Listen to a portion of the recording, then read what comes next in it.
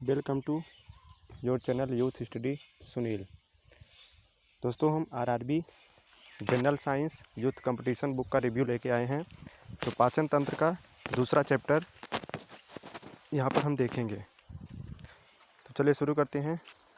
दांत का एनेमल किससे बना होता है? ये बना होता है कैल्शियम फास्फेट का। दांत का एनेमल कैल्शियम फास्फेट का बना होता है। दांत 3 परतों का बना होता है। ऊपरी परत जो सबसे कठोर होती है एनेमल कहलाती है, जो मानव शरीर का सबसे कठोर पदार्थ भी होता है। इसके नीचे की परत को डेंटाइन कहते हैं और सबसे नीचे की परत को पल्प कहते हैं। डेंटाइन हड्डी की भांति होती है तथा पल्प में रक्तवाहिनियाँ होती हैं।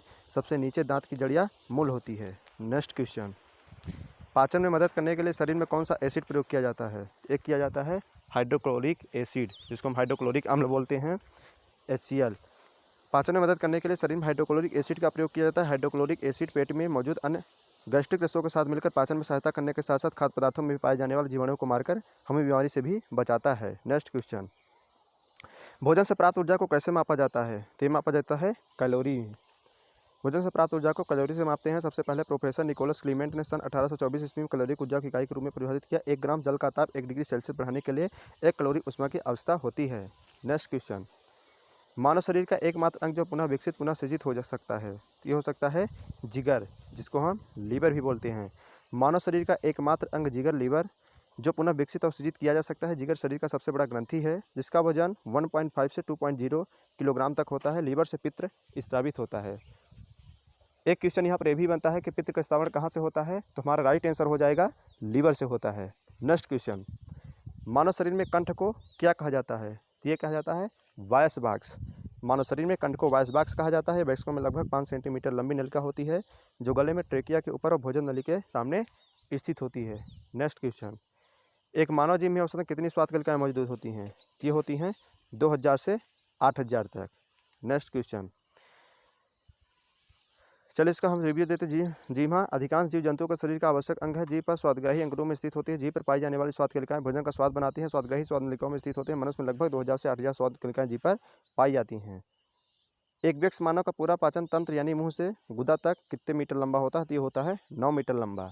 नेक्स्ट क्वेश्चन, भोजन खाद्य पदार्थ के संबंध में इनसे कौन सा कथन असत्य है? यह एक अजैविक पदार्थ है। यही असत्य है, क्योंकि भोजन एक जैविक पदार्थ है। भोजन खाद्य पदार्थ एक जैविक अजैविक पदार्थ है, यह कथन असत्य है। भोजन रासायनिक क्रिया करता है, यह एक जैविक पदार्थ है और हमें ऊर्जा प्रदान करता है। भोजन लगभग सभी जीवों का उपयोगी पदार्थ है। नेक्स्ट क्वेश्चन, किस प्रक्रिया के द्वारा आहार नली में भोजन जाता है? ये जाता है अंतर्ग्रहण के। भोजन में आहार नली पहुँचाने की प्रक्रिया को अंतर्ग्रहण कहा जाता है। नेक्स्ट क्वेश्चन, भोजन नली की दीवारों के संकुचन और प्रसरण को बिंदी बिंदी गति कहा जाता है। तो ये कहा जाता है क्रमाकुंचन। भोजन नली की दीवारों को संकुचन और प्रसरण को क्रमाकुंचन गति कहा जाता है। मुख गुहा से लार से बना होता है। भोजन नली के द्वारा ग्रास नली पहुंचता है। ग्रास नली एक लंबी नली होती है जो आमाशय में खुलती है। इसकी दीवार पेशी या संकुचनशील होती है। भोजन के पहुंचते ही ग्रास नली की दीवार में तुरंत की तरह संकुचन या सिकुड़न और शिथिलन या फैलाव शुरू होता है, जिसे क्रमाकुंचन कहते हैं। नेक्स्ट क्वेश्चन, कौन मानव आहार नली का भाग नहीं है? तो कौन नहीं है? वायुकोशिका। मुखगुहिका पित्ताशय बड़ी आंत यकृत अग्नाशय मानव आहार नली का भाग है, जबकि वायुकोशिका फेफड़ों पाई जाती है तथा यह श्वसन तंत्र का भाग होता है। नेक्स्ट क्वेश्चन, लार में कौन सा एंजाइम होता है? तो लार में कौन सा एंजाइम पाया जाता है? तो ये पाया जाता है एमाइलेज। मनुष्य के लार में लगभग 99% जल तथा 1% एंजाइम होता है। लार में मुख्यतः 2 प्रकार के एंजाइम पाए जाते हैं। पहला जो एंजाइम होता है वो होता है टाइलिन। दूसरा एंजाइम जो होता है लाइसोजाइम होता है। टाइलिन को एमाइलेज के नाम से जाना जाता है। भोजन में उपस्थित मंड स्टार्च को माल्टोज शर्करा में अपघटित करता है। लाइसोजाइम नामक एंजाइम भोजन में उपस्थित हानिकारक जीवाणु को नष्ट करने का काम करता है। नेक्स्ट क्वेश्चन, एंजाइम टाइलिन बिंदी बिंदी पाया जाता है, अर्थात ये एंजाइम टाइलिन कहाँ पाया जाता है? ये पाया जाता है लार में। यह आरआरबी जेई का क्वेश्चन है।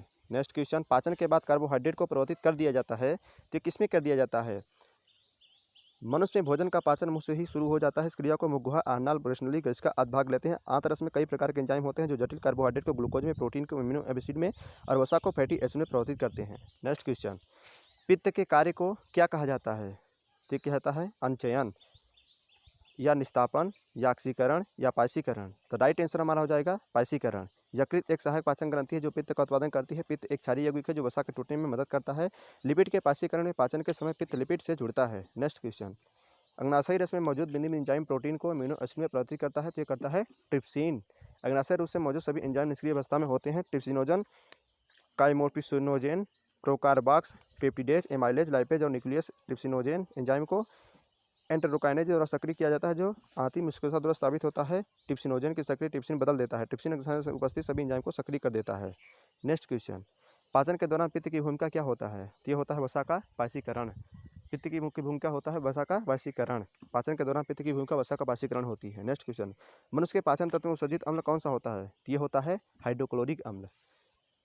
मनुष्य के पाचन तंत्र आहारनाल से जुड़ी ग्रंथियों का तंत्र होता है। अन्ननाल, मुखनाल, ग्रसनली, ग्रासनली, आमाशय, छोटी या बड़ी आदि की संयुक्त संरचना होती है, जबकि यकृत एवं अग्नाशय आहारनाल से जुड़ी पाचन ग्रंथियां हैं। मनुष्य के पाचन तंत्र में हाइड्रोक्लोरिक अम्ल उत्सर्जित होता है। आमाशय की ऑक्सीजन की कोशिकाएं का स्राव करती है, जो टाइलिन की क्रिया को रोकता है और भोजन को अम्लीय बनाता है। भोजन के हानिकारक जीवाणु को मारता है और एंजाइम को भोजन पर क्रिया करने के लिए उत्तेजित करता है।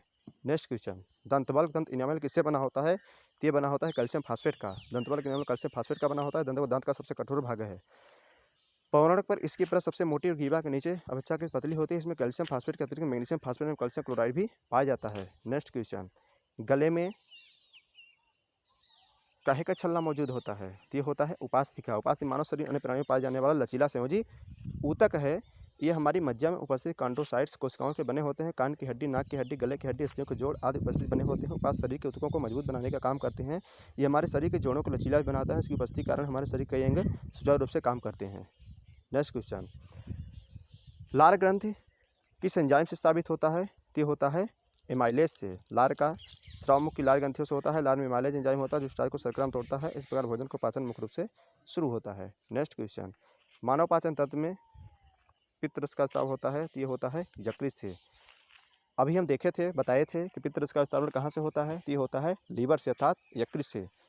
यकृत मानव शरीर की सबसे बड़ी ग्रंथि है कि पित्त रस का स्रावन करती है। इसकी प्रकृति क्षारीय होती है। इसमें जल, पित्त, लवण, कोलेस्ट्रॉल, वर्णक कोशिकाएं पाई जाती है। इसका पीएच मान 7.7 होता है।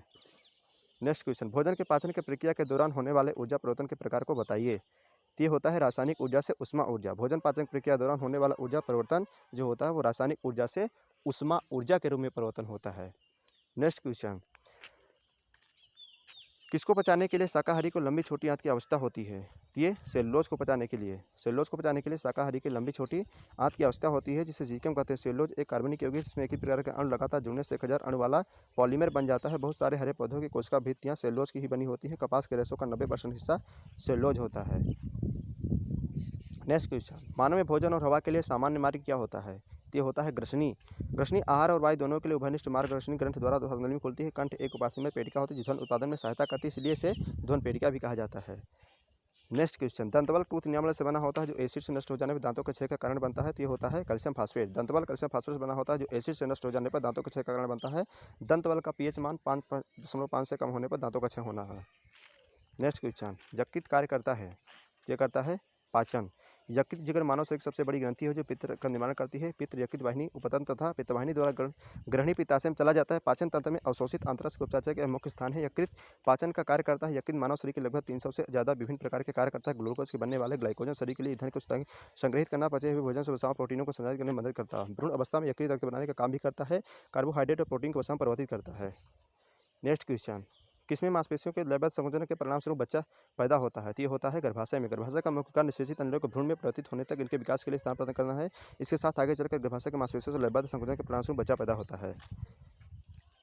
नेक्स्ट वीडियो में हम देखेंगे अगला चैप्टर। यहाँ पर पाचन तंत्र का पार्ट ए एवं पार्ट 2 दोनों पूरा हम कर चुके हैं। नेक्स्ट हम पार्ट में अगला चैप्टर बायोलॉजी का देखेंगे। Thank you.